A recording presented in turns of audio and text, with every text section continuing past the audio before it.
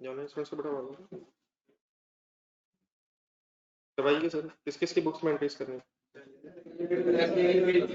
जिन्होंने किए हुए करनी तरफ थोड़ा सा जरा रिवाइज करना था।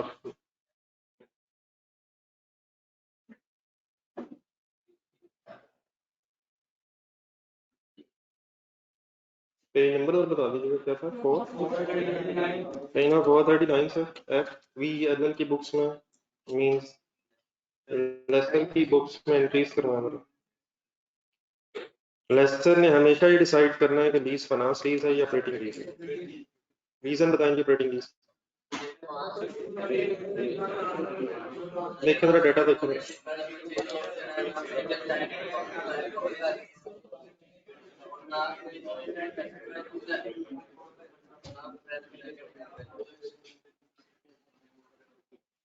ना परचेज ऑप्शन है ना ट्रांसफर ऑफ ओनरशिप है। मेजर पार्ट की तरफ आना। लीज टर्म कितने अरसे की है? 0.5 ईयर्स है। 8 ईयर्स यूजफुल लाइफ है। अगर इकोनॉमिक लाइफ नहीं बताई तो useful life he economic life. Present value of lease payments की वर्किंग करें जरा कैलकुलेटर पर। 12 महीने के कितने रेंटल्स हैं?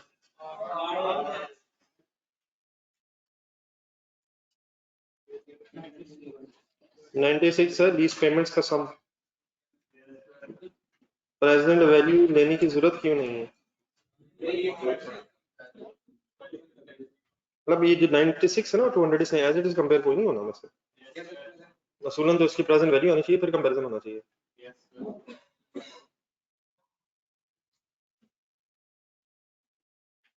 लेकिन प्रेजेंट वैल्यू की जरूरत बेटा इसलिए नहीं है। प्रेजेंट वैल्यू की जरूरत इसलिए नहीं है क्योंकि क्या चीज ऑलरेडी इससे बहुत ही कम है। तो कम से कम इसे होना चाहिए 90%। तो ये तो ऑलरेडी शायद 50% से भी कम है। ठीक है सर। और स्पेशलाइज एसेट तभी होगा अगर कोई इन्फॉर्मेशन देगा जी। आप 50% से कम। तो देखो अगर ऑपरेटिंग लीज बन गई अभी अपने लिखा करना है कैंडी जरा इस तरह। मतलब ये जो मैंने सब कुछ बोला ये लिखा होना चाहिए। बाकी मुझे जरा एंट्रीज करवाना है। और जिन्होंने नहीं की भी इस वक्त देख कर ना लिखिएगा उससे फायदा कोई नहीं। आराम से बाद में कीजिएगा। मैं चंद एक बातें बस आपके सामने रखना चाह रहा हूँ। बिजी रहे हैं कल हम। हमें पढ़ने नहीं दिया जाता। हमारा टाइम वेस्ट किया जाता है। मशीन खरीदी सर लेसन में से इसमें इंफॉर्मेशन दी हुई थी। Machine debit cash payable credit. Then अगर ये ऑपरेटिंग लीज है तब लीज कमेंसमेंट डेट पे रिसीवेबल एसेट ये स्टोरी खत्म हो गई। अब सिर्फ रेंटल्स ने स्ट्रेट लाइन बेसिस पे इनकम बनना है in case of lessor. Main चीज वो है। लेकिन रेंटल्स क्योंकि क्वार्टरली है और क्वार्टरली इन एरियर्स है तो डेट बनेगी 31 मई। समझ आ रहा है ना? लीज स्टार्टिंग डेट क्या है? असल में एग्रीमेंट हुआ 1 फरवरी को लेकिन लीज ने स्टार्ट होना 1 मार्च से। तो मार्च अप्रैल मई। अब रेंटल्स कितने हैं? 12 तो हैं लेकिन 8 बनते हैं। वो 8 बनेंगे 2 साल। नहीं मतलब 2 सालों में हो जाएंगे ना पूरे। लेकिन एग्रीमेंट जो लीज एग्रीमेंट वो कितने अरसे का? तो 2.5 ईयर्स में इसमें लीज टर्म में इसमें इनकम बनना है। लीज टर्म मींस 2.5 ईयर्स है। तो तरीका उसका फिर क्या है? अच्छा रेंटल्स इक्वल नहीं है वैसे। लेकिन इक्वल नहीं भी है वैसे। जब शुरू हुआ तब से इक्वल है। लेकिन 8 इंस्टॉलमेंट्स हैं हालांकि होनी 10 चाहिए शायद। तो ये 8 इंस्टॉलमेंट्स के पैसे 10 क्वार्टर्स में इनकम बनना। असल में ये 10 क्वार्टर्स कैसे बना? एक साल में 4 4 8 और 2.5 साल हैं तो टोटल 10। मतलब टोटल 10 क्वार्टर्स। तो 12 इंटू 8 9 बनता 96 है जो अभी आप करवा रहे थे। And then divided by 10 quarterly instalment 10 quarters release का 9.6। अब 9.6 जरा क्वेश्चन रख लीजिएगा, हमने सीधा दो तीन चीजें देखते हैं। हाँ जी, इनकम तो ये बन गई है, लेकिन रिसीव होना शुरू होना नवंबर से, तो अभी रिसीव कुछ नहीं हुआ, ये रिसीवेबल ही होगा।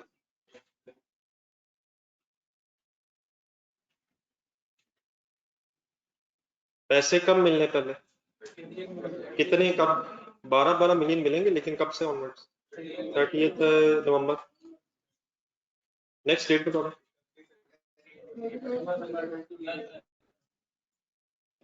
इनकम पे पहले फोकस रखना आपने, इनकम पे पहले फोकस रखना, उसके बाद फिर देखना इस वक्त पैसे आए हुए या नहीं आए हुए। अब इस केस में पहले कोई पैसे नहीं है, जिस समय अनअर्न्ड बना रहे थे हम उस वक्त, तो वंस अगेन ये रिसीवेबल वाली एंट्री होगी जी। नेक्स्ट डेट फिर आ गई 30 नवंबर। अब 30 नवंबर वंस अगेन पहले रेंट इनकम क्रेडिट करना 9.6। अब कैश आ गया है 12 मिलियन। एक सेकंड कैलकुलेटर पकड़ना, नहीं मतलब एक सेकंड, इस अमाउंट से पहले रिसीवेबल टोटल हो कितना गया हुआ? 9.6 इंटू 2, 9.6 हो गया दो दफा ऐसे ही। तो वो सारा रिसीवेबल नहीं खत्म होगा, कुछ उसमें से खत्म होगा बस, 2.4 अभी भी रिमेनिंग रिसीवेबल होगा। फाइनल कहीं से रिसीवेबल खत्म करें, पहले रिसीवेबल हो गया पता। नेक्स्ट अब 31 दिसंबर पे एंट्री लिखने की वजह क्या है? हाँ जी, एक मंथ की इनकम भी बननी है, एक मंथ और गुजर गया, यकीनन 3 मंथ्स की इनकम है 9.6, लेकिन अब 3 महीनों में से एक महीना हमारे करंट अकाउंटिंग ईयर में आ रहा है और 2 महीने नेक्स्ट अकाउंटिंग ईयर में आ रहा है, तो वो डेप्रिसिएशन भी आनी है। तो मतलब मीन्स से अगर इंस्टॉलमेंट्स अनइक्वल है, सिमिलर नहीं भी है, तब भी सारी अकाउंटिंग जो है ये है एक्रूअल बेसिस पे। तो 9.6 डिवाइड बाय 3, 9.6 पहले क्वार्टरली है अमाउंट, पहले क्वार्टर की अमाउंट है, तो डिवाइड बाय 3 पर मंथ निकाला मैंने। रिसीवेबल ये बल्कि इनकम 8.2 एंड रिसीवेबल,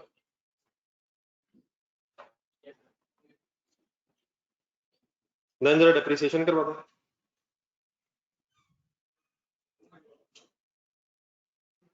डेप्रिसिएशन की वर्किंग करवा दो। अभी अगर ऑपरेटिंग लीज है तो देन कोई शॉर्टर लॉन्गर नहीं है, मतलब सिंपली लेसी की बुक्स में आपने डेप्रिसिएशन, लेसर की सॉरी बुक्स में डेप्रिसिएशन चार्ज करनी है, लेकिन मेरे को रेजिडुअल वैल्यू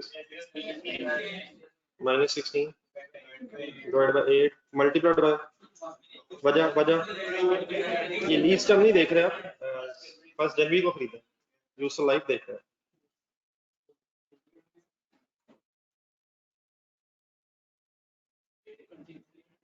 जी। 23 है।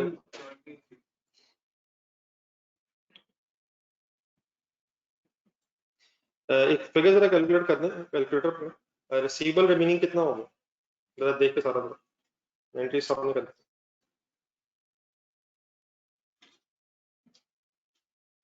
जिन्होंने की वर्किंग अपनी वर्किंग देखें, 9.6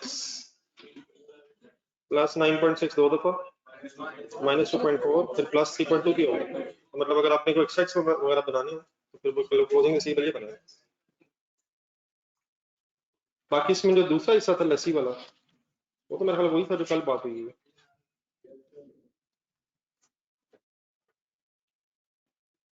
चलो इसको फिर घर से कंप्लीट करिएगा, मेरे ख्याल वो इजी है ये, नहीं वो मतलब कर लीजिएगा, तो ही वो करते कल डिस्कस कर लेते हैं, जिन्होंने नहीं किया हुआ, बहुत से लोगों ने नहीं किया हुआ इसलिए।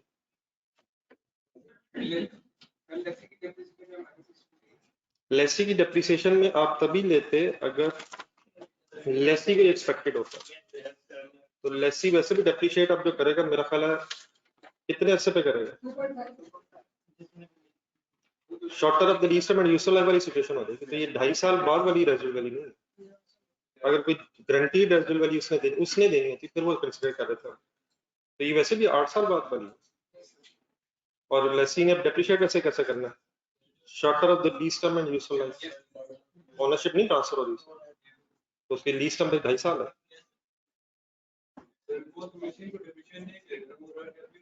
राइट ऑफ यूज ही है सर, नहीं राइट ऑफ यूज क्या चीज है, एक एसेट इस्तेमाल कर रहा है, मतलब राइट ऑफ यूज किस चीज का नाम है, राइट ऑफ यूज एसेट ही है ना, तो मतलब ठीक है वो एक एसेट है, उसको यूज करने का तो उसे राइट मिला, उसे डेप्रिशिएट कर रहा है, लेकिन वो कोई है फिजिकल चीज है नहीं, डबल नहीं है, उसने एसेट इस्तेमाल किया तो वो डेप्रिशिएट कर रहा है उसका लीगली उसका, और क्योंकि एसेट उसकी बुक्स में है, वो दोनों लेदर में फायदा मिल रहा है एसेट से, वो रेंटल्स लेके फायदा ले रहा है, ये इस्तेमाल करके ले रहा है, अनलेस वो रिस्क एंड रिवॉर्ड ट्रांसफर कर देता, फिर उसके पास अगर रिस्क एंड रिवॉर्ड ही नहीं है एसेट पे फिर वो डेप्रिशिएट ना कर। चलो एक जल्दी से क्वेश्चन करें, फिर एक और बहस की तरफ चलना, जनरल इंश्योरेंस का तो नहीं कोई क्वेश्चन यहाँ तक, जो बी पार्ट है वो फिर इंडिविजुअली कीजिएगा।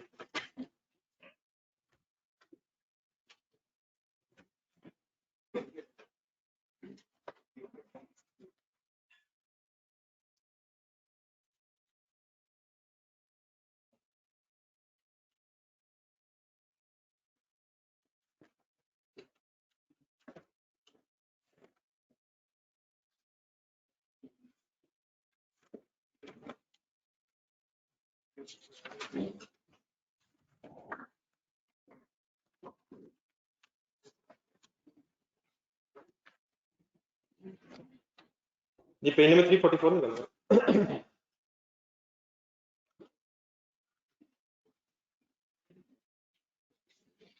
पढ़ने सभी साथ साथ पढ़ने पढ़ने पढ़ने पढ़ने, ये है या नहीं है वो तो करा था बहस, ये दरवाजा खोल ही दे यार, पूरा खोल दे।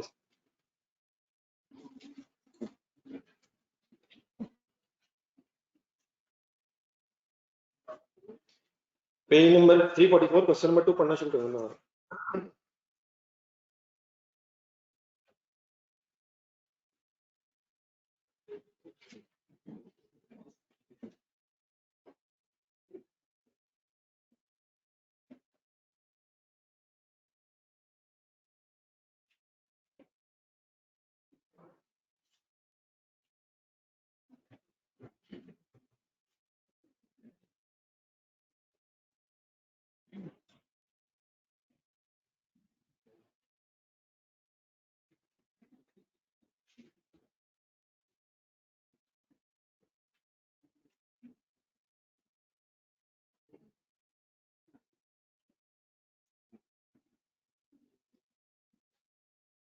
Neither Goggle Limited has acquired a machinery from Honeyberry Limited on 1st July 2017 on the following terms.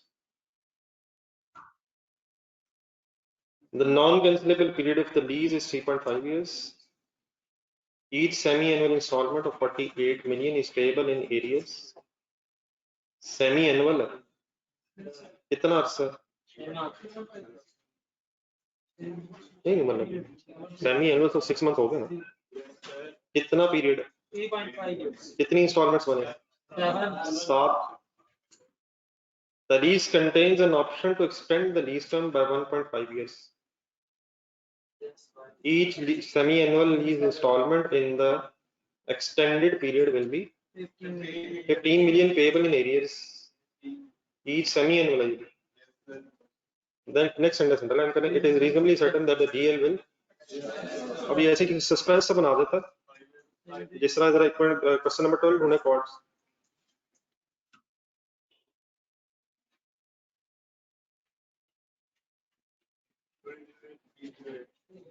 उसमें जरा पहला पॉइंट पढ़े पर 308 पेज नंबर 308 से,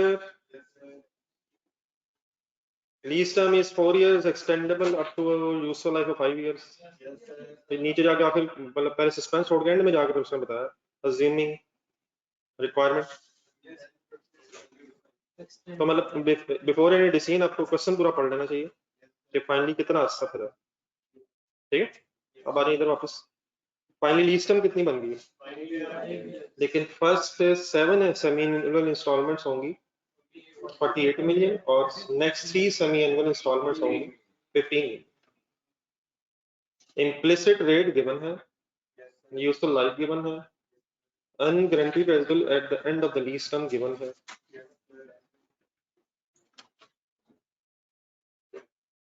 रिक्वायर्ड है आपसे प्रिपेयर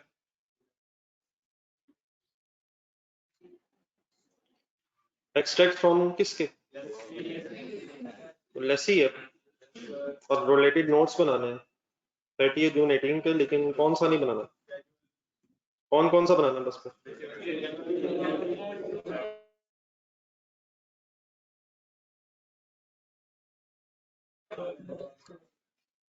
एक पेज छोड़ दें, स्पीड अप हो जाए।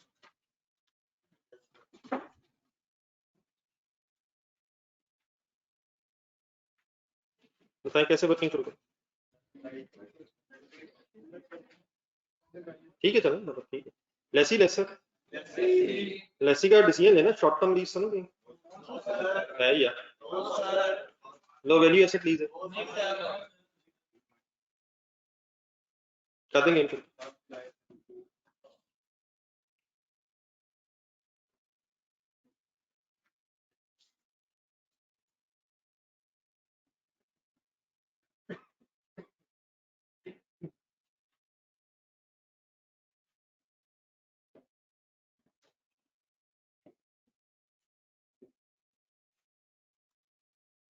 देख करें जरा फाइनल एंट्री।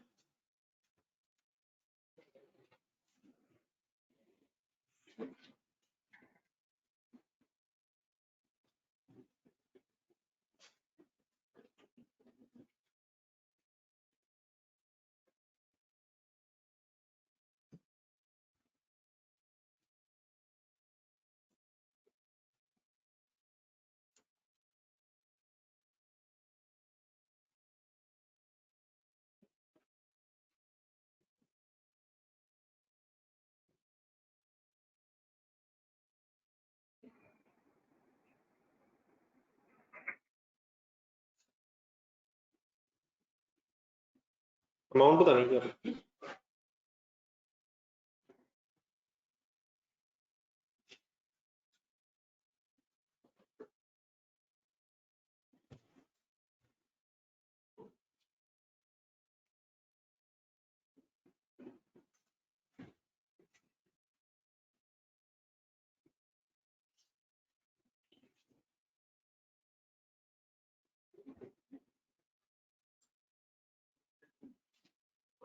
जाने देंगे।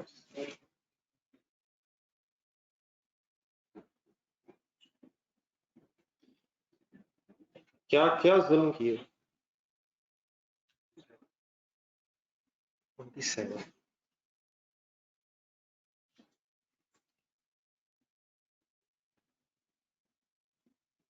ऑनलाइन स्टूडेंट्स की पार्टिसिपेशन तेरी फिगर करिए।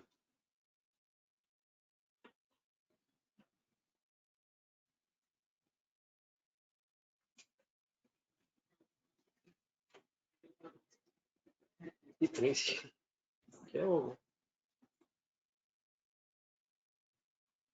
जी। वालेकुम अस्सलाम वरहमतुल्लाहि वबरकातुहू जी।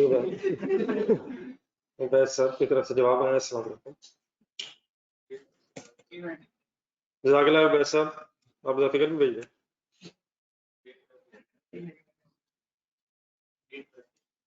तो क्यों लिए 0.8 नहीं है, तो सारी सी बात वो सही करने का यार, सेमी एनुअल सब कुछ सोचना है, किसने सोचना। इसका मतलब देख के लिखना तो सही है, वरना तो ठीक गलत है। अभी तक ये कल बातें नहीं है सारी।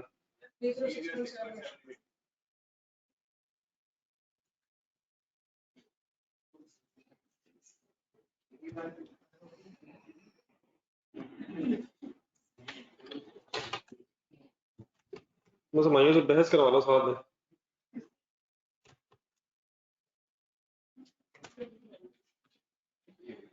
मिस्टर माइयों जरा जगह छोड़ दी यार, इधर आ गया, जल्दी उठ सर, अकेला जल्दी जल्दी जल्दी जल्दी, पूरे महल्ले के साथ मिला लिया। 48 मिलियन का एक रेंटल है सर, सेमी एनुअल रेंटल है, एन्युटी लग जाएगा, लेकिन रेट सेमी एनुअल में कन्वर्ट होगा। 10% रेट है -7,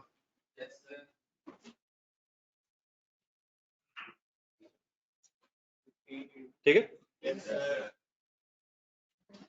देन उसके बाद 15 मिलियन के 3 रेंटल्स हैं, लेकिन ये 3.5 साल बाद है। मुझे नहीं लगता किसी ने भी वो थोड़ी सी वर्किंग की है जिसकी जो जरूरी थी, जो कल बहस हुई है, उसके बगैर गलत हो गया होना। क्या इन तीनों पे एन्युटी लग जाएगा? वो क्यों? एक से ज्यादा अमाउंट से सेम है, तीनों पे लग, लेकिन इन तीनों पे लग जाएगा। माइनस कितना होगा? और बात खत्म होगी बस। अब ये अब आपका आंसर आएगा 3.5 ईयर्स के एंड पे, 8वें क्वार्टर के शुरू पे, सॉरी 8वें सेमी एनुअल पीरियड के स्टार्ट पे। 8 सेमी एनुअल पेमेंट है, तो 8 के स्टार्ट पे मीन 7 के एंड पे, 7 सेमी एनुअल्स के एंड पे। अरे यार, तो मल्टीप्लाइड बाय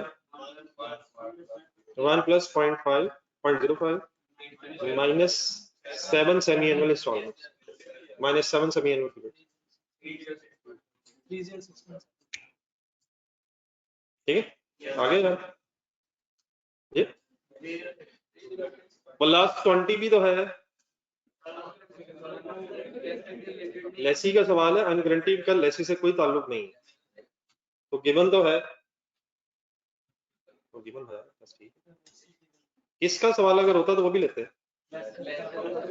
वो भी ले लिए, क्यों नहीं लिए? याद नहीं रहा, नजर नहीं पड़ी, वरना लेना था। 20 क्यों नहीं ले रहे थे? Unguaranteed residual value is nothing to do with the lessee, बस यही फिर the answer 306.4।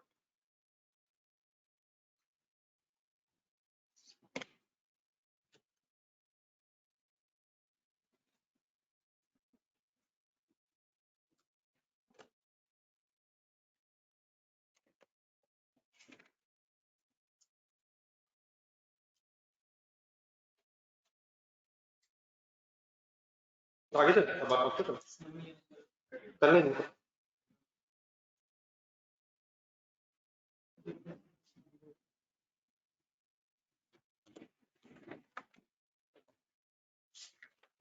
Next date 31st 31st December 17। Speed up.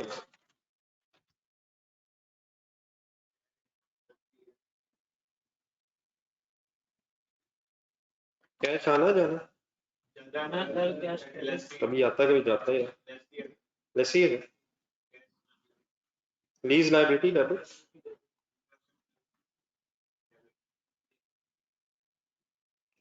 Expense debit. ये टेबल की अब जरूरत है, रिक्वायरमेंट देखें, बताएं कितनी की जरूरत है, सही बताएं, जरूरत है वैसे, क्यों जरूरत है? सारी रिक्वायरमेंट सही तरह पढ़े, बताएं कहाँ तक जरूरत है। एक्सट्रैक्ट्स बनाने, एक्सट्रैक्ट्स भी बनाने हैं, तो अगला साल भी चाहिए होगा, और 19 तक जाना पड़ना, 4 वर्किंग होंगे सेमी एनुअल रेंटल से। कौन सा?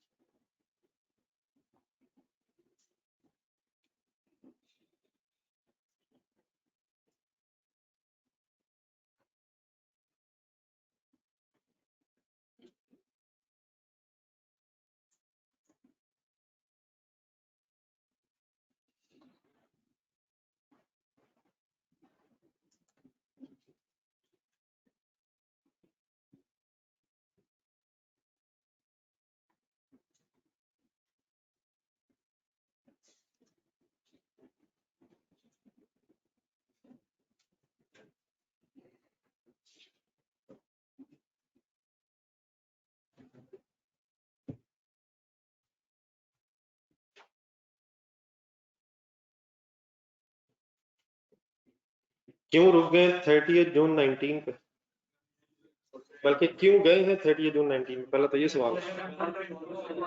एक्सट्रैक्ट्स में है ना करंट नॉन करंट पोर्शन, तो दो की क्या जरूरत पड़ेगी, एक होता है अगला, एक नहीं होता अगला साल होता। ये करें पहले तो एंट्री फाइनल करें, चेक पे सीधे 20 चेक कीजिएगा।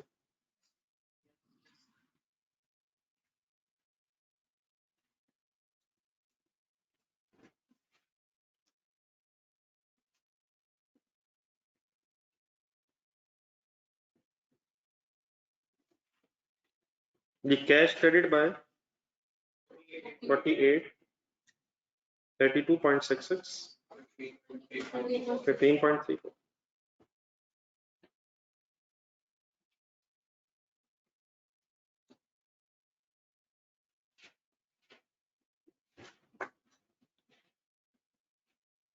June 18.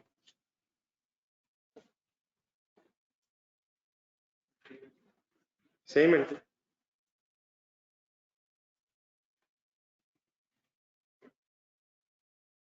34.29, 13 point.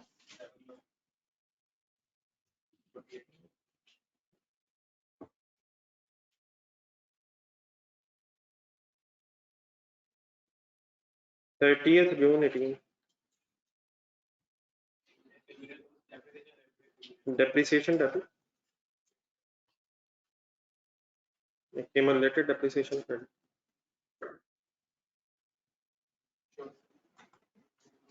कितने से? हाँ जी फाइनल करें फिर।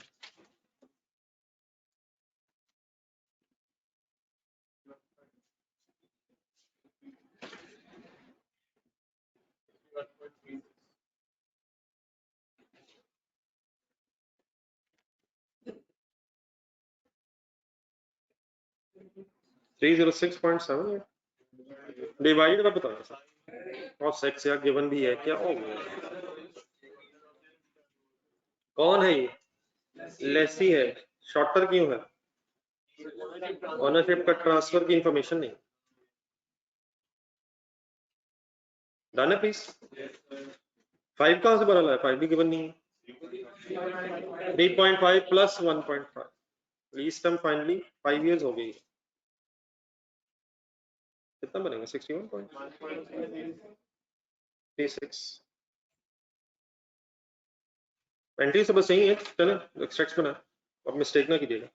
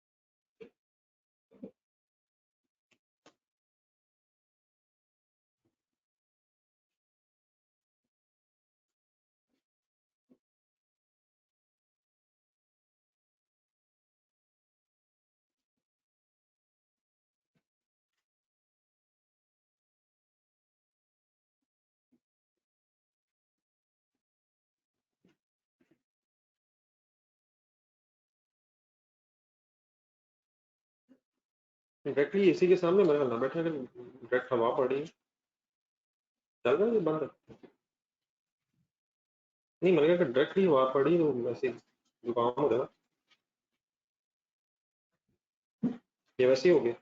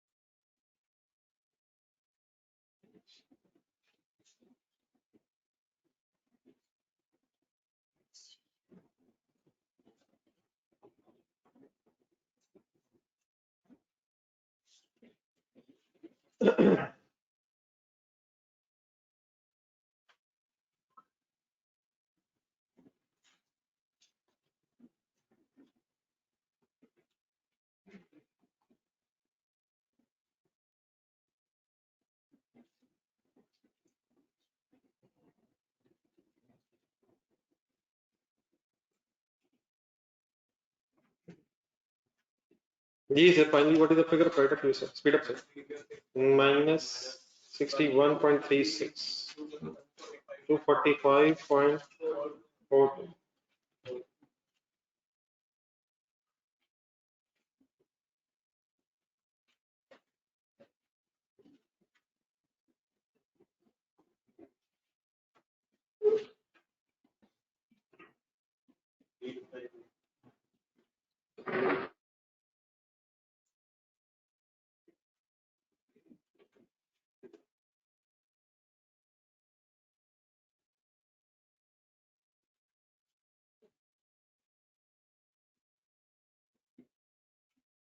Sir non current portion of lease liability, current portion plus होगा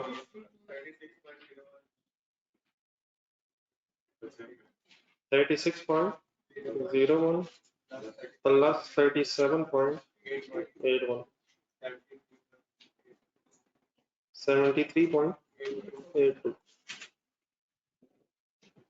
एनी इंटरेस्ट पेबल, जल्दी से मेच्योरिटी एनालिसिस बनवा दो बस। हेडिंग्स के लिए स्पेस छोड़ना, नोट्स फाइनेंशियल स्टेटमेंट इसलिए छोड़ना, बस एनालिसिस।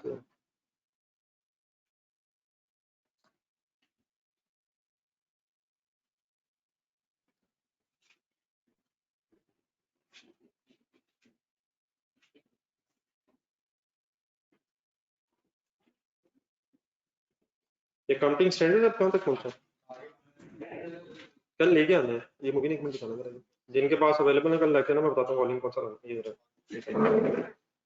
अब लिखे मैं बताता हूँ, मेच्योरिटी एनालिसिस बना।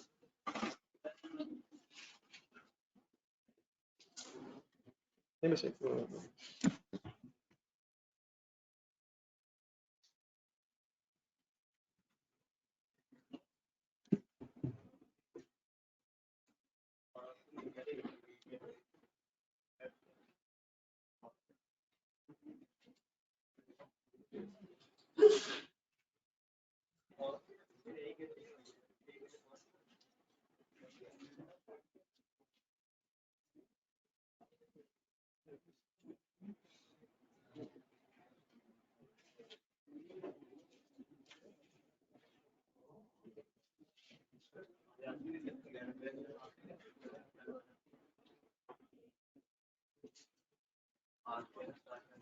और है कोई तीसरा?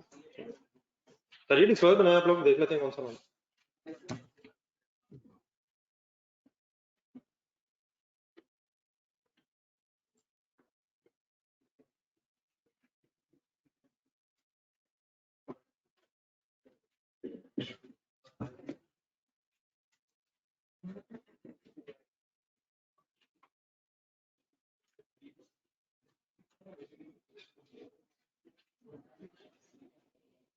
ये दिखाना है पार्ट नहीं, पार्ट छोटा ए पार्ट लिखा होगा नीचे दिखाना।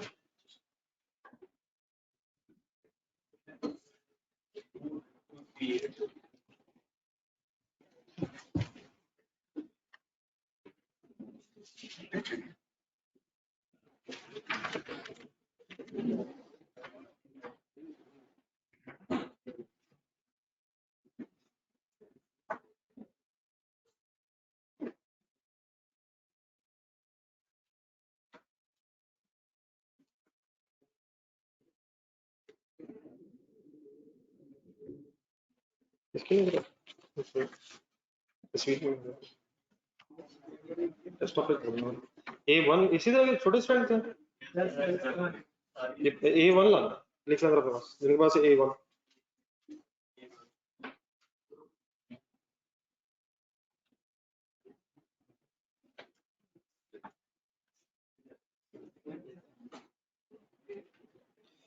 ये सारी फिगर्स दिखवानी है यार। ऑनवर्ड चल रहा है, गेम ऑन है, गलती हो गई होगी। 48 into 2 ये हो गए 4 हो गए, 2 गुजर गए, अगले 2 हो गए 4 हो गए। फिर 48 into 2 6 हो गए, अगले में 48 प्लस 15 हो जाना, और 15 प्लस 15 पूरे हो जाने मेरे को। 5 रह गए 48 ऑनवर्ड्स, और 3 15 करते हैं, लेकिन वो 3 15 जो है वो देख ले जरा कैसे आ रहा है।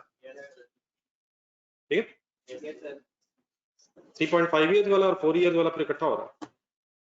Any confusion?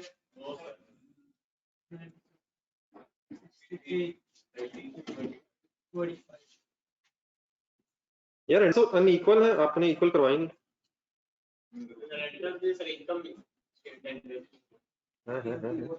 ये कौन सी साइंस निकाली? ये ना शॉर्ट टर्म लीज है ना लो वैल्यू एसेट लीज है, लेकिन देर पर रेंटल अगर अनइक्वल भी है तो अलग अलग वर्किंग होगी,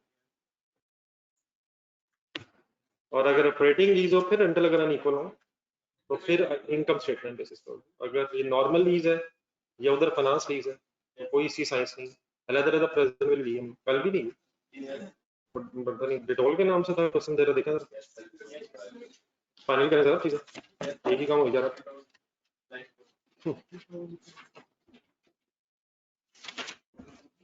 पेज नंबर 347 था।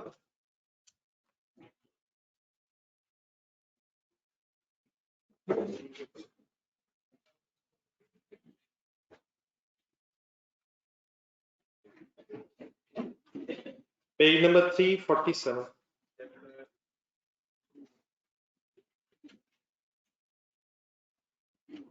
Please part 3। पार्ट 3 तो शुरू हो गया होता है। ये तकरीबन हम ये 2 सफ़े पढ़ेंगे इस वक्त इंशाल्लाह, 347 348। ये सफ़े एज इट इज एक फ्लो चार्ट की शक्ल में बने हुए ओरिजिनल स्टैंडर्ड पे, जो मैंने कल इसलिए हुआ। तो इस वक्त मतलब इस बात का सिंपली ये है कि आपने इसकी सही बस अंडरस्टैंडिंग डेवलप करनी है। लेकिन ये ओरिजिनल अकाउंटिंग स्टैंडर्ड्स का हरगिज़ मतलब नहीं कि जो भी सवाल आ जाएगा पहले हम स्टैंडर्ड खोल लिया करेंगे, आराम से 15-20 मिनट पहले पढ़ेंगे, ढूंढने की कोशिश करेंगे, नाकाम हो गए साथ वाले से पूछेंगे, फिर एग्जामिनर को बुला लेंगे और पेपर घर आके कर लेंगे। ऐसी कोई बात मेन में याद होना चाहिए, और ये बस पता होना चाहिए कि ये जो चीजें हैं ये हैं कहाँ पे। इन केस कोई एक आध चीज बोल रही है तो जस्ट उसको देख के बात खत्म होती है, बस इतना उसका यूज है। या कोई थ्योरेटिकल चीज आ जाए जो रेयर चांस है वैसे, लेकिन अगर आ जाए तो एहतियातन होने चाहिए। तो मैंने कह तो दिया, लेकिन इसका हरगिज़ मतलब नहीं कि आपने इसकी अंडरस्टैंडिंग भी डेवलप नहीं करनी। हाँ, इसे एज इट इज आप उस तरह कह लें क्रैम करना शायद रिकॉर्ड नहीं। Is a lease classification identifying whether entity has a lease।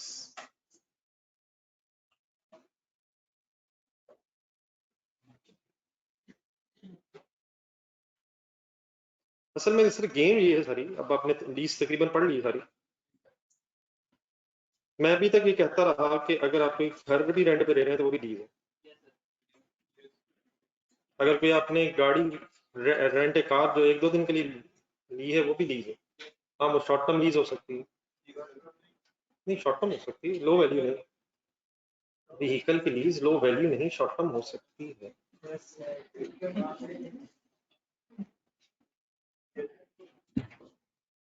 तो असल में क्या लेसी हर एसेट हर लीज को right of use asset debit lease liability credit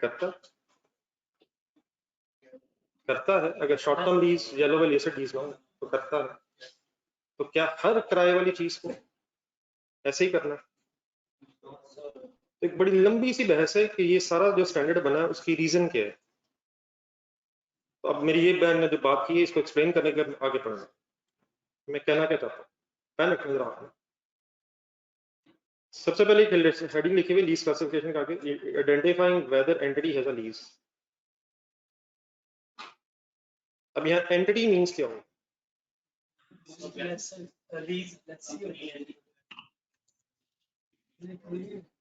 कोई भी नहीं होगा, कोई तो हो सकता है। अगली डेफिनेशन पे अपने बताता हूँ। At the inception of a contract, an entity shall assess whether the contract is or contains a lease. अब यहाँ एंटिटी जो इस वक्त है ना, ये लेसी की बात होगी। यहाँ ये नहीं लिखा हुआ entity shall assess whether the lease is a finance lease or an operating lease। ये किस एंटिटी का काम है? लेकिन कोई लेसी है तो उसने ये देखना है कि मेरा ये कॉन्ट्रैक्ट है, लीज है भी या नहीं, और क्या इस कॉन्ट्रैक्ट के अंदर और चीजों के साथ साथ कोई लीज भी छुपी हुई तो नहीं है।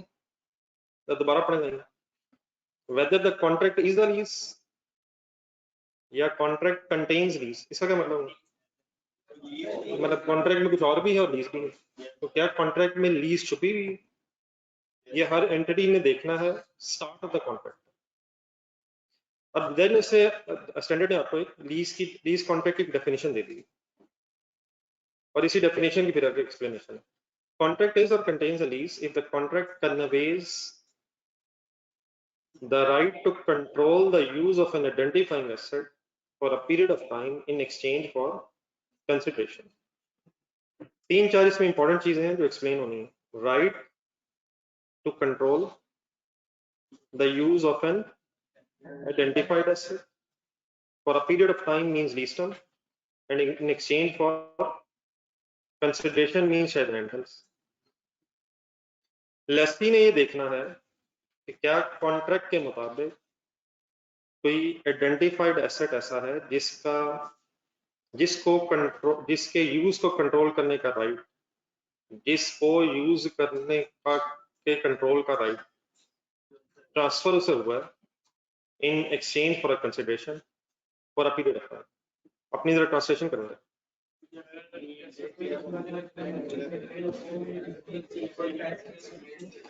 क्या कॉन्ट्रैक्ट के मुताबिक right to control the use convey हो गया है लेसी को of an identifying asset for a period of time in exchange for consideration. करने का ही मुताबिक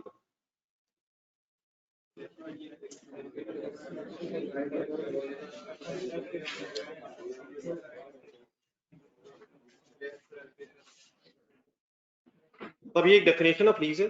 अब इसमें जो वर्ड्स हैं उसको हम आहिस्ता आहिस्ता करके आगे एक्सप्लेन करें।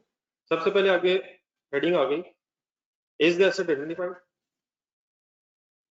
हमें कैसे पता चलेगा कि एसेट आइडेंटिफाइड है या नहीं? तो उसमें नीचे तीन बड़े पॉइंट्स लिखे हैं। नंबर एक, अब एसेट आइडेंटिफाइड का मतलब क्या है? नहीं नहीं सर, सब नजर आ रहा है कि नहीं, बस एसेट है या नहीं, एसेट है या नहीं, टेंजिबल जरूर नहीं। क्या इनटेंजिबल एसेट भी आइडेंटिफिएबल है? हाँ, फिजिकल एग्जिस्टेंस नहीं लेकिन है। तो आइडेंटिफाइड मींस कि क्या आइडेंटिटी है उसकी, बस सिंपल इज दैट। पहले इसी तरह ट्रांसलेशन है, मतलब हम क्या डिसाइड करने लगे, क्या एसेट आइडेंटिफाइड है मींस क्या एसेट है। नंबर एक, आइडेंटिफिकेशन वो कहता है कैन बी एक्सप्लिसिट और इम्प्लिसिट। एक्सप्लिसिट इम्प्लिसिट किसे कहते हैं? वो कहता है ये भी हो सकता है कि एसेट की आइडेंटिफिकेशन एक्सप्लिसिट हो, ये भी हो सकता है कि एसेट की आइडेंटिफिकेशन इम्प्लिसिट हो। क्या मतलब? नहीं नहीं कुछ नहीं सर, नहीं रिलैक्स। यही नहीं चीजों के सवालों के जवाब आगे ढूंढने हैं, मतलब सवाल उठ रहे हैं, आगे सवाल और आई जा रहे हैं, इंशाल्लाह ऐसा जवाब आने चलो, बस आगे चलो। तो कहते हैं contract might name a specified asset. कोई लेसर है, उसके पास बहुत से एसेट्स हैं, ब्रैकेट पढ़े जरा, उसने अपने एसेट्स को सीरियल नंबर लगाया है 1 2 3 4 5 6 7 8 9 10 करके, और उसने कहा है कि ये जो 7 नंबर एसेट है ना, ये मैं लीज पे देना चाहता हूँ, तो ये एसेट एक्सप्लिसिटली आइडेंटिफाई हो गया। तो अब इसे मैं रखकर दोबारा सुनना शुरू करें। The contract might name a specified asset, ये भी हो सकता है उसके बाद बहुत से एसेट पड़े हुए और हर एक की आइडेंटिटी अलग है, हर एक का नाम ही अलग है, तो उसने नंबरिंग नहीं की हुई, लेकिन डिफरेंट नेम है। फॉर एग्जांपल होंडा की गाड़ी भी है, करोला भी है, वो भी है, वो भी है, वो भी है। तो अगर उसने कहा कि मैं होंडा वाली गाड़ी यूज कर रहा हूँ, हाँ लेकिन होंडा वाली गाड़ियाँ बहुत सारी खड़ी हैं, तो उसमें से फिर कौन सी है, अगर ये पता चल जाए तो ये एक्सप्लिसिट आइडेंटिफिकेशन। लेकिन अगर डिफरेंट टाइप्स ऑफ एसेट्स हैं, उनमें शायद सीरियल नंबर जरूरी नहीं है, नंबरिंग को जरूरी नहीं है। अब ये नंबरिंग 1 2 3 की ABCD भी हो सकती है, आइडेंटिफाई होना चाहिए। एक जैसे अगर है तो शायद उनमें से कौन सा है, और अगर है ही डिफरेंट टाइप्स के, तो उन डिफरेंट टाइप्स में से कौन सा एसेट आपको लीज पे दिया जा रहा है। This is called as explicit identification. लेकिन क्या इम्प्लिसिटली भी आइडेंटिफाई हो सकता है? उसको पढ़ने इससे पहले दोबारा पढ़ना शुरू करें। The contract might name a specified asset, bracket छोड़ दूंगा, और a specified asset could simply be employed through it being made available to the entity. For example, third line, supplier has only one asset, उसके पास asset ही एक है। For example आपको factory लेना चाह रहे हैं रेंट पे, ये भी लीज है। उसके पास एक ही कोई जनरेटर है और आपने उसके साथ कॉन्ट्रैक्ट किया है कि ये अंडरस्टूड बात होगी कि ये इसी का कॉन्ट्रैक्ट ही है, तब वो एक्सप्लिसिट की जरूरत नहीं है, उसके पास है ही एक एसेट, वही वो लीज पे दे सकता है, तो ये इम्प्लिसिटली आइडेंटिफाई हो जाएगा कि है ही वो एसेट। तो एक्सप्लिसिट क्या है और इम्प्लिसिट क्या है? बहुत से एसेट्स हैं तो स्पेसिफिकली भी आइडेंटिफाइड हो सकता है, और सम टाइम हो सकता है स्पेसिफिकली आइडेंटिफाई करने की जरूरत ही ना हो, क्योंकि इट इज अंडरस्टूड कि यही एसेट होगा जिसकी बात हो रही है। तो वो किस केस में हो सकता है? फैक्ट्री और जनरेटर, पढ़ने का sentence, that is factory generator which can be given away, that is capable of being used to meet the contract terms. आपने जनरेटर की लीज करवाई है कि मैंने जनरेटर रेंट पे लेना है, और जिसकी बात हो रही है, जिससे लेना है, उसके पास है ही एक जनरेटर, लेकिन अगर उसके पास बहुत से जनरेटर है, तो फिर ये फिर एसेट तभी आइडेंटिफाइड होगा अगर उसमें से स्पेसिफाई हो गया कि किस जनरेटर की बात हो रही है। अब इंशाल्लाह ऐसे एग्जांपल्स की तरफ भी चलेंगे, पहले एज इट इज इंग्लिश लिखी हुई है, इसको जरा अगर पढ़ के जरा ट्रांसलेट कर दें मेरे लिए। नहीं, इंग्लिश में जरूरी नहीं, मतलब इंग्लिश पढ़ के जरा अपने लफ्जों में पहले बोलना, बाद में फिर इंग्लिश के पढ़ के, मतलब इस पैराग्राफ से आपको क्या समझ आया?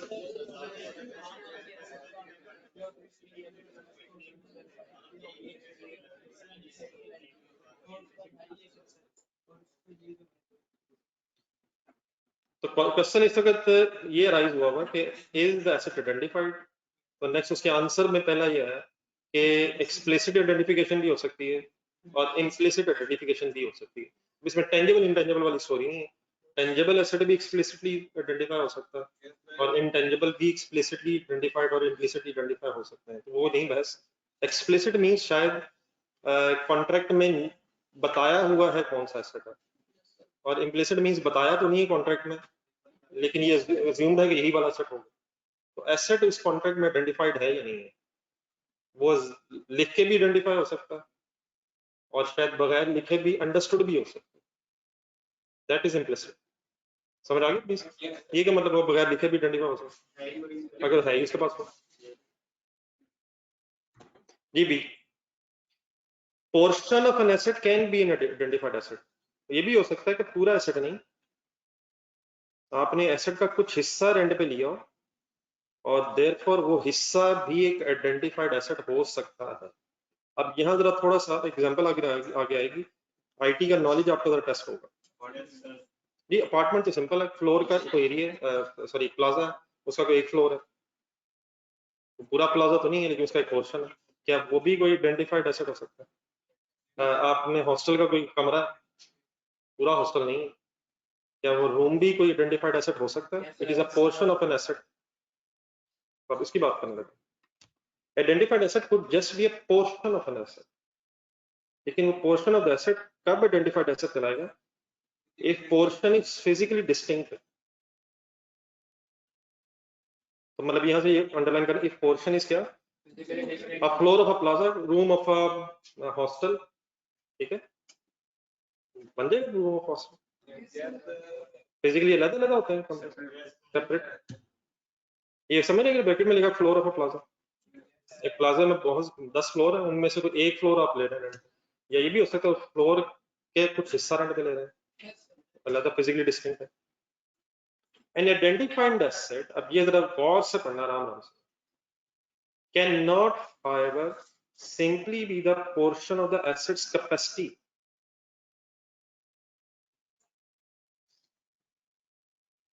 An identified asset cannot however simply be a portion of the asset's capacity unless the portion of the asset's capacity is physically distinct, or if the portion of the capacity is substantially all of the asset's capacity. Bracket में जाए, capacity portion of a fiber optic cable is unlikely to be a identified asset. Fiber optic cable, इससे क्या आता है, ठीक है ना, चलिए आप नहीं बताना, इससे जो भी आता है। फाइबर ऑप्टिक केबल मैं ख्याल इससे नहीं, मतलब इंटरनेट ही आता है, क्योंकि उसमें बहुत कुछ आप उसमें, वो तो अनलिमिटेड है, मतलब इंटरनेट केबल्स ही होते हैं, कम्युनिकेशन केबल्स हैं। अब कभी आपने देखा कि भी एड शायद टीवी वगैरह में देखा हो, तो आपने ये जो केबल होती है मोटी सी जो केबल, उसके अंदर बड़ी बड़ी बड़ी सी केबल होती हैं, उस एक बड़ी सी केबल के अंदर जो छोटी छोटी केबल है, वो जरा ज़हन में रख के जरा दोबारा पढ़ेंगे सेकंड से।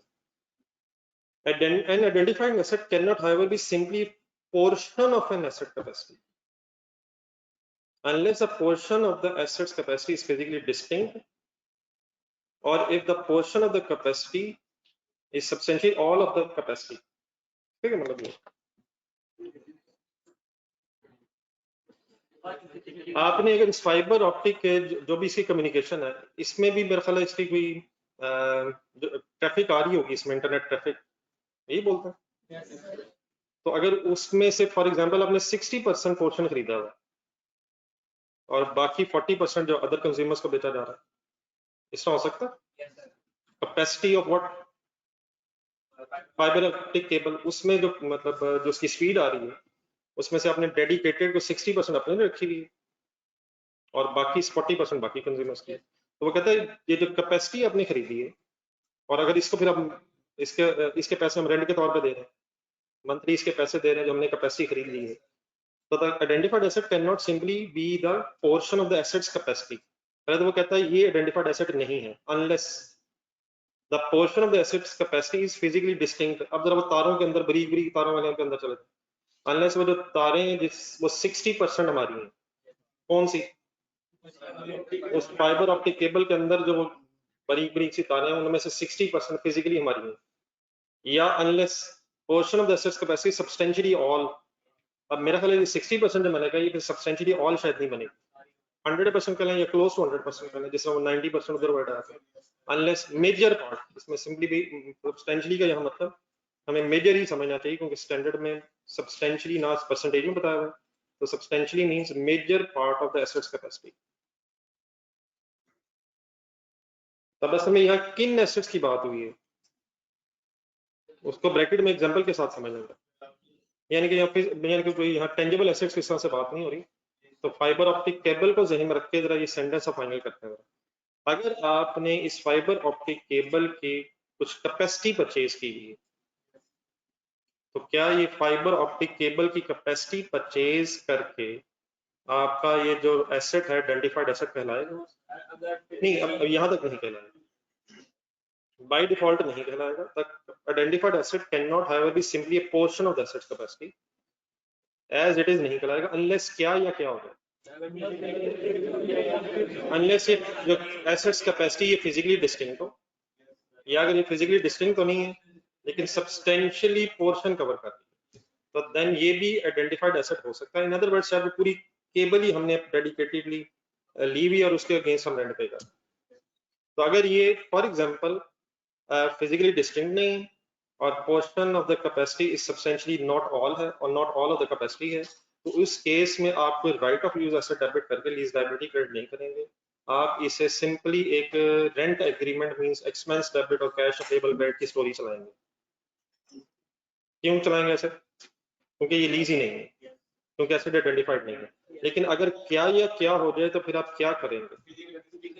अगर पोर्शन जो है फिजिकली डिस्टिंक्ट हो जाए या portion of the capacity substantially all of the capacity हो जाए, तो देन फिर ये जो रेंट दे रहे होंगे, सोचें जरा क्या फिर इस केस में फाइबर ऑप्टिक केबल आप ही की होगी सॉर्ट ऑफ, उसको यूज करने का राइट आप ही का होगा, तो है तो आपकी नहीं, लीगली बात नहीं हो रही इस वक्त, लेकिन क्या बेनिफिट्स आप सब्सटेंशियल ले रहे हैं उससे?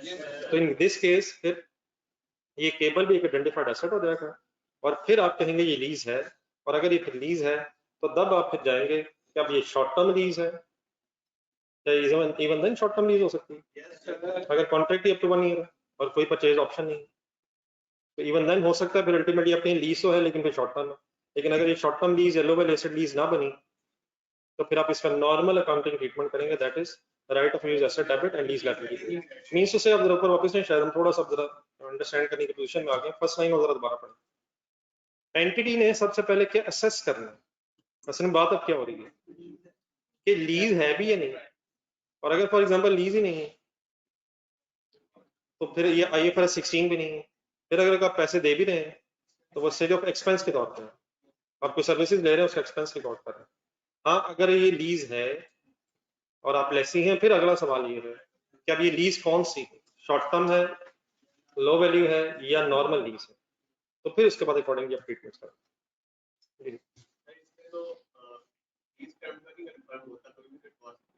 नहीं मतलब वो तो डेफिनेटली नहीं, जब भी हम कोई एग्रीमेंट करेंगे तो उसमें बताएंगे ना। और अगर नहीं है फॉर एग्जांपल आपका लॉन्ग टर्म का प्लान है तो फिर डेफिनेटली फिर ये शॉर्ट टर्म लीज नहीं, एग्रीमेंट में कुछ ना कुछ तो लिखा होता है ना, फिर वो ये हो सकता है रिन्यूएबल हो, कुछ ना कुछ इसका टाइम पीरियड इनिशियली डिसाइड होता है। हाँ, ये साथ लिखा हो सकता है कि ये कॉन्ट्रैक्ट रिन्यूएबल है या नहीं है।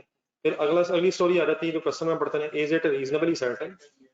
If it is reasonably certain कि हम कॉन्ट्रैक्ट रिन्यू करवा लेंगे तो इसका मतलब ये लीज कम 12 मंथ्स नहीं है जाता, और अगर हमें नॉट रीजनेबली सर्टेन है और लेस अप टू 12 मंथ्स है तो ये शॉर्ट टर्म लीज है। तो इस वक्त पढ़ने क्या लगे आप जरा, शायद आप मेरी बात को अंडरस्टैंड करने की पोजीशन में आ जाए। हम इस वक्त डिसाइड क्या करने लगे कि लीज है या नहीं, पहली बात तो ये है। फिर हमने एक डेफिनेशन पढ़ी है, क्या पढ़ी डेफिनेशन?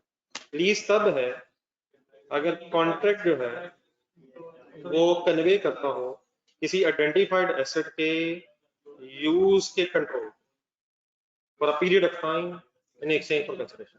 अब इसके अंदर अब हम चलेंगे कि ये आइडेंटिफाइड एसेट कब पता चलेगा, तो उसमें हमने शायद पहले 2 पॉइंट्स पढ़े हैं कि नंबर 1 आइडेंटिफिकेशन एक्सप्लिसिट भी हो सकती है और इम्प्लिसिट भी हो सकती है, और नंबर 2 फिर पोर्शन ऑफ द एसेट भी आइडेंटिफाइड एसेट हो सकता है। नहीं, अब उसमें फिर शायद 2 चीजें थी, an identified asset could just be a portion of the asset, तो ये तो फिजिकल एसेट्स का कोई पोर्शन भी हो सकता है, लेकिन ये वो कहते हैं कैपेसिटी भी, किसी एसेट की कैपेसिटी भी आइडेंटिफाइड एसेट हो सकती है अगर वो कैपेसिटी फिजिकली डिस्टिंक्ट हो या वो capacity substantially all of the capacity हो। लेकिन अगर ये दोनों नहीं है तो फिर वो कहता है portion of the asset's capacity can not be an identified asset. ठीक है, हजम नहीं होता। मेरी सजेशन ये है कि जिस तरह मैंने आपके सामने स्टोरी यहाँ तक बोलने की कोशिश की है, जरा इंडिविजुअली अपने आप को भी सुना रहा।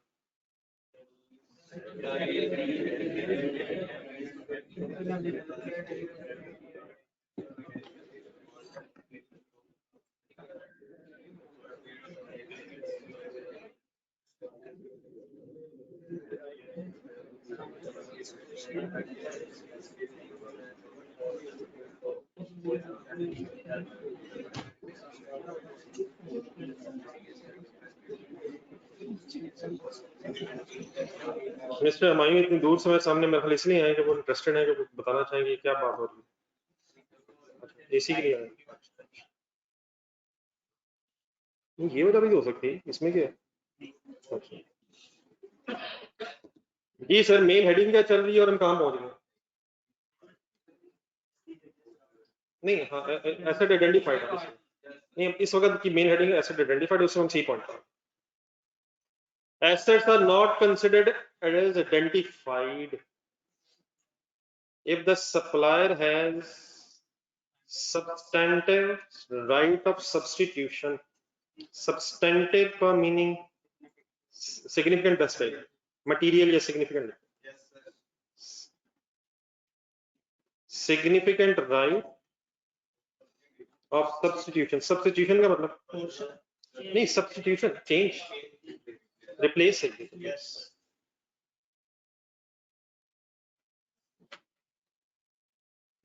अब यहां से ऑनवर्ड से दो लफ्ज इस्तेमाल होंगे बार बार.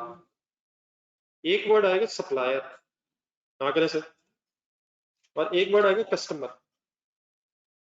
इसमें अभी लीज कॉन्ट्रैक्ट आइडेंटिफाई हो रहा है. इस सप्लायर ने अल्टीमेटली बाद में बन जाना है लेसर, और कस्टमर ने बन जाना है लेसर. तो जब भी सप्लायर वर्ड आएगा आप इसे लेसर के साथ लिंक रखिएगा. जो एसेट देने वाला है उसने फिर लेसर बनना है, और जो एसेट लेने वाला है उसने बाद में फिर लेसी, कस्टमर ने लेसी बनना. अब जरा सेंटेंस की ट्रांसलेशन करें.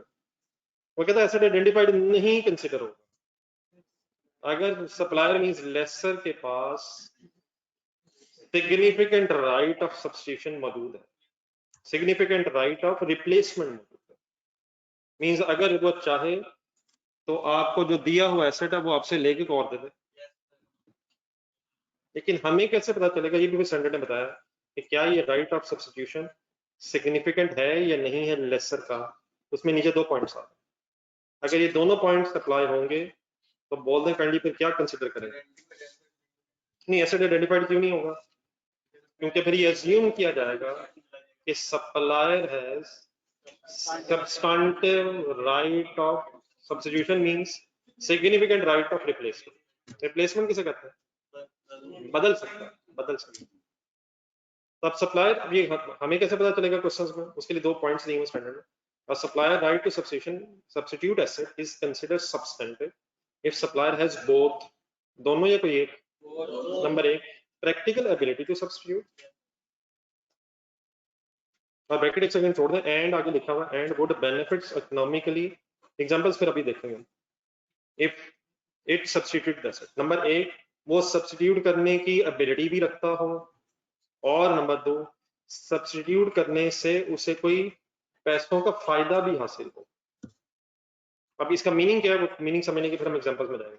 लेकिन पहला जो बुलेट बने हुई है प्रैक्टिकल एबिलिटी सब्स्टिट्यूट, उसकी ब्रैकेट में जाएंगे.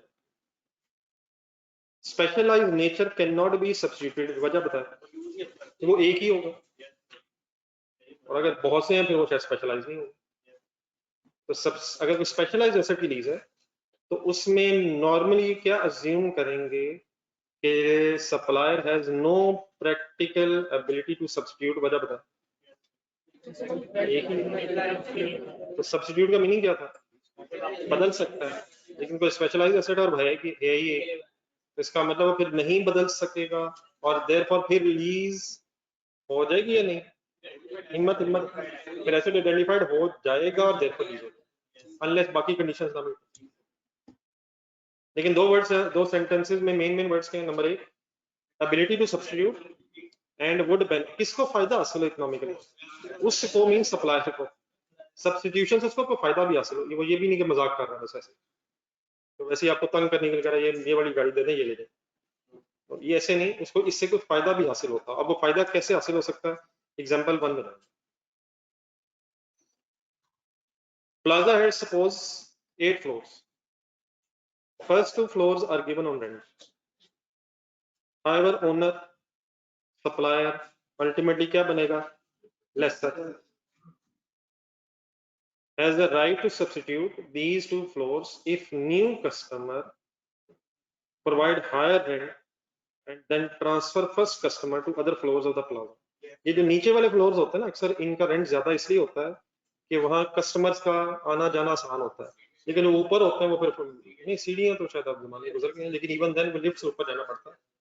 तो कस्टमर्स चाहते हैं जल्दी से अपना जो भी काम है वो करके बाहर निकल जाए. तो नीचे वाले फ्लोर्स ज्यादा प्राइस के हवाले से जरा अट्रैक्टिव इन सेंस लेसर के लिए अट्रैक्टिव होते हैं, और जो लेसी होता है उससे ज्यादा देने पड़ रहा होता है. ठीक है. लेकिन अब यहाँ क्या लिखा हुआ है, फर्स्ट 2 फ्लोर्स किसके पास है, लेट्स सी आपके पास 8 फ्लोर है, फर्स्ट फ्लोर आपके पास है, लेकिन आपका ओनर के साथ, सप्लायर के साथ क्या एग्रीमेंट है कि वो चाहे तो आपको इन 2 फ्लोर्स की बजाय कोई और 2 फ्लोर दे सकता है अगर उसे इन 2 फ्लोर्स के अगेंस्ट कोई ऐसा कस्टमर मिला जो ज्यादा रेंट दे रहा हो। बताएं क्या इस स्टोरी में सप्लायर के पास सब्सटेंटिव राइट टू रिप्लेसमेंट है? वजह और वजह और वो एबिलिटी भी रखता है कि आपको रिप्लेस कर दे, और नंबर 2 से उसको फायदा भी हासिल होगा। एक ब्रैकेट पढ़ना एग्जांपल 1 में,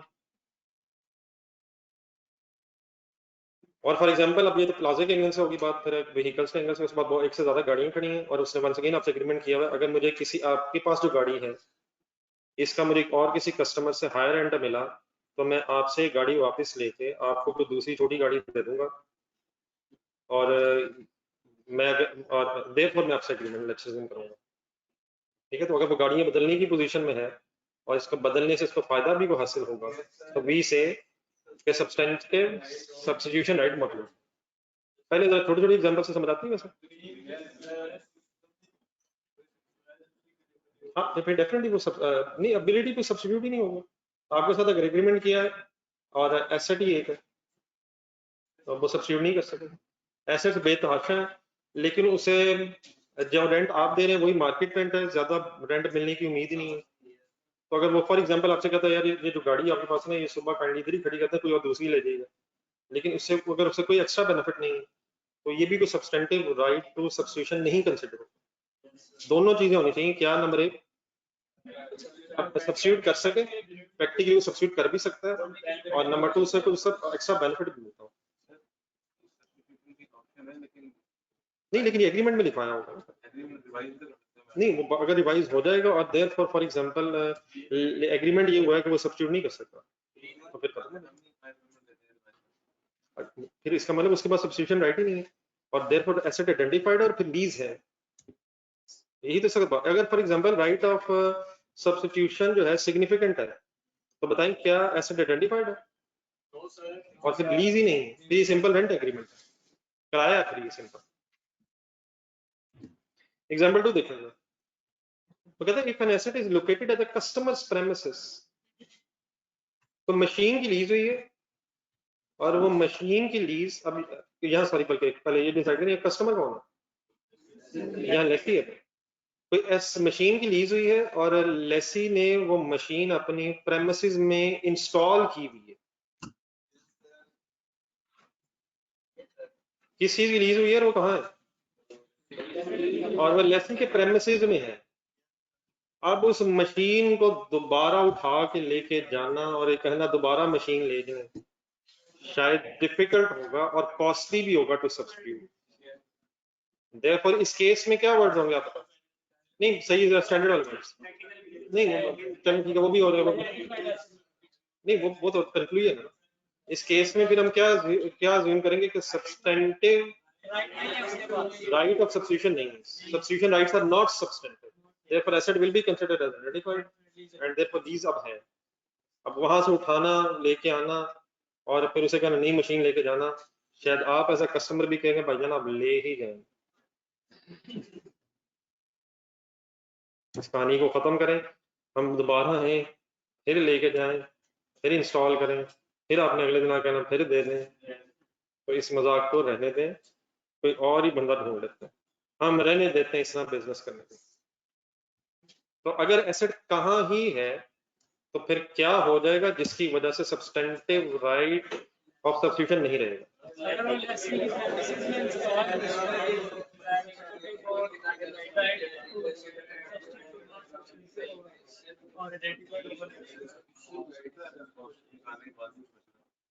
क्या बचत हो नहीं, इसमें बचने वाली तो कोई बात नहीं, उसने उठाया पहले जो अनइंस्टॉल करेगा उसका खर्चा आएगा, फिर उसके बाद ट्रांसपोर्टेशन कॉस्ट आएगी, फिर वो वापस ले जाएगा, फिर वो दोबारा आएगा, इसमें कौन सा फायदा है।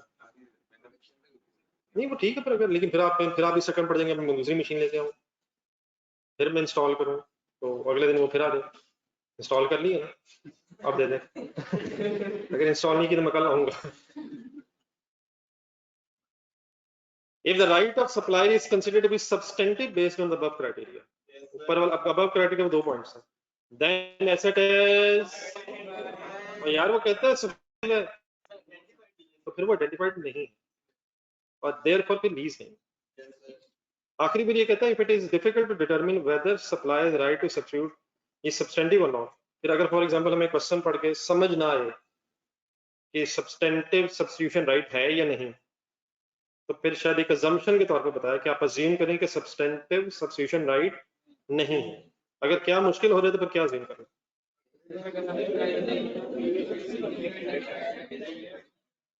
इट मीन शायद दोनों कंडीशन स्पेसिफिकली नजर आए कि मीट नहीं हो रही, तो फिर ही हम कहेंगे कि सब्स्टिट्यूशन राइट सब्सटेंटिव है और देयरफॉर एसेट आइडेंटिफाइड नहीं है और देयरफॉर लीज नहीं है। लेकिन अगर हमें प्रैक्टिकली डिफिकल्ट हो जाए आइडेंटिफाई करना कि सब्सटेंटिव सब्स्टिट्यूशन राइट्स है या नहीं है, तो फिर हम अज्यूम करेंगे कि सब्सटेंटिव राइट नहीं है और देयरफॉर लीज है। ठीक है, एक नजर रिवाइज करें, फिर पेज में खत्म हो गया।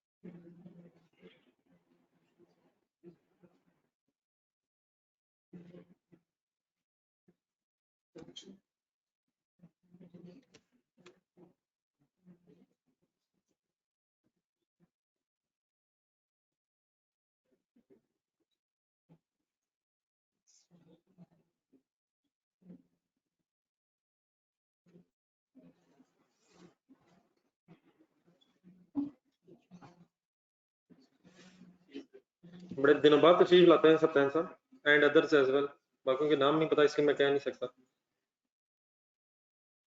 मुझे पता है पढ़ते हर वक्त रहते हैं। आपने क्वेश्चन सुना नहीं है, जवाब पहले बना लिया जी। नेक्स्ट पेज आ गया, 2 मिनट पढ़ने जरा। ये सर जी अल्लाह का शुक्र है, तकरीबन चीजें हमारी जो मेन है ना, वो बाकी फजूलियात में डेफिनेटली टाइम तो लगना है, लेकिन अब मेन सब कुछ खत्म है, आपके तरफ गेम आ गई हुई है और देयर फॉर कंसल्टेशन का वही हो रहा है जो नहीं होना चाहिए था। ये अच्छे भले सवाल हो रहे हैं लेकिन कोई इंटरेस्टेड नहीं है, साथ साथ कर लेंगे, ये गेम खत्म है। लेकिन किसकी? नहीं, मेरी तो पहले दिन ही खत्म है, मैंने कौन बेनिफिशियरी जमा करे। ये खत्म हो सकती है सर, अभी ये F2 इशू नहीं है, इशू वही है जो आपको पता, लेकिन उसी के ऊपर टाइम है। नहीं, ये तो कंसोलिडेशन के तो अगर आप देखिए, ये तो कभी भी नहीं होना कि आप 500-600 सवाल कंसोलिडेशन के और कर लें क्योंकि एक आध पॉइंट ना फंसे, ये तो नहीं होना। हर सवाल में कोई ना कोई तो निकल आना, लेकिन अपनी तरफ से तो अब तकरीबन क्लोज 90% चले जाए, तो वो पता तभी आपको चलेगा जब आप अटेम्प्ट करने की कोशिश करेंगे, लेकिन वो आप कोशिश ही नहीं कर रहे। नहीं कर रहे तो अच्छी बात है, मतलब, लेकिन ये भी एक डिबेटेबल इशू बना हुआ। कंसोलिडेशन का सीन नजर नहीं आ रहा। Does the customer, next page, does the customer lessee supplier ने ultimately lesser बनना, does the customer has the right to control the use of, दोबारा पीछे पे जो है definition में एक वर्ड ये भी था,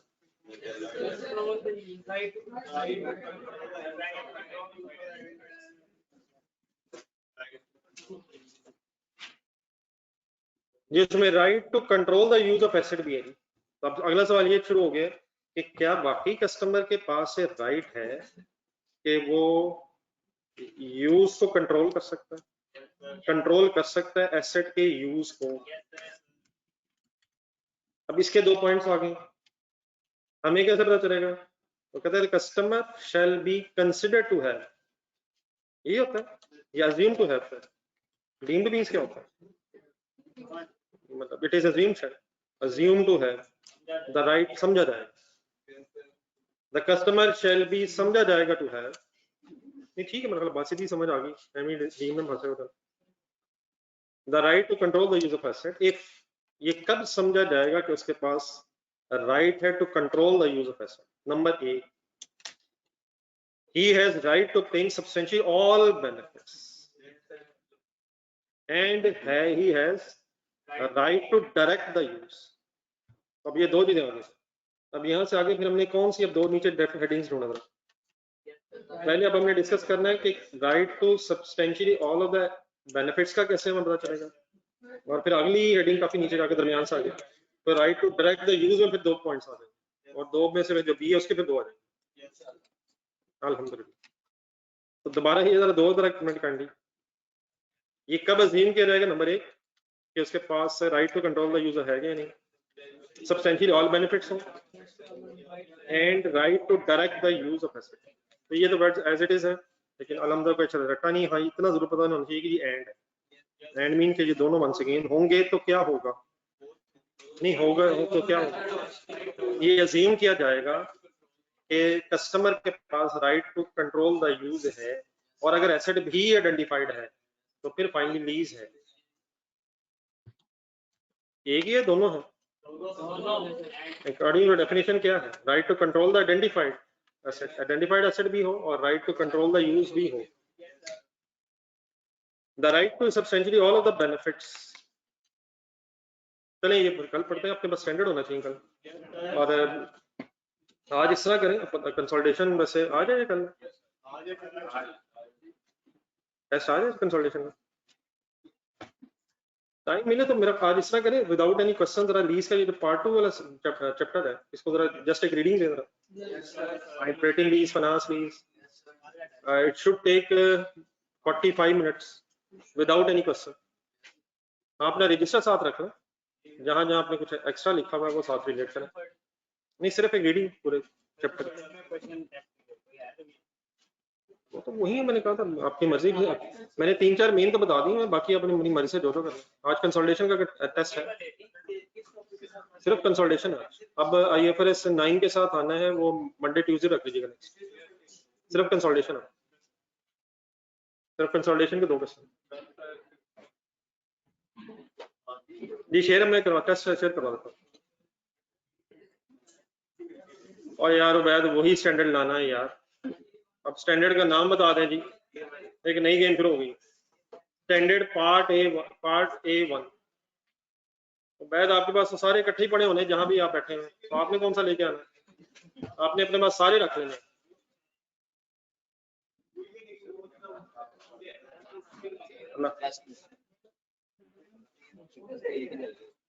टेस्ट क्यों लेके जाने, देने बैठते पता है नमक ये टेस्ट आएगा मैंने। ये शेयर कर दे जरा। अल्लाह हाफिज़।